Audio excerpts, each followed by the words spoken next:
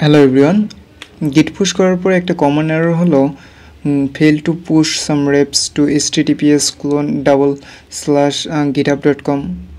ওকে, আজকে আমরা দেখব খুব সহজেই কিভাবে এই এররটা সলভ করা যায়। VS Code টার্মিনালে git bash ওপেন করে কমান্ড টাইপ করলাম git status। এখন git অ্যাড করলাম। এবার সিম্পলি git কমিট করলাম React Nested Routing।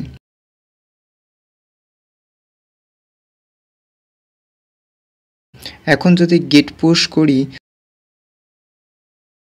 তাহলে এরর শো করতেছে fail to push some reps to https://github.com। Zoom in করলাম আপনাদের দেখার সুবিধার্থে। আশা করি এররটা দেখতে পাচ্ছেন। এই এরর সলভ করার জন্য কমান্ড টাইপ করলাম git pull -refresh space origin main। এখানে দেখতে পাচ্ছি successfully refresh and update repos. Okay, আমাদের প্রবলেম সলভ হয়েছে।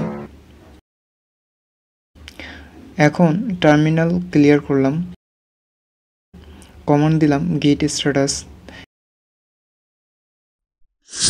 git কমিট করলাম about page update। এবার git পুশ করলে no error all done show করতেছে, দ্যাটস গুড। এবার ক্লিয়ার করে কমান্ড দিলাম git log, এখন কমিট চেঞ্জেসগুলো শো করবে। আশা করি আপনিও আপনার প্রবলেমটা সলভ করতে পারছেন। Thanks for watching. If you like the video, please like, comment and subscribe my YouTube channel.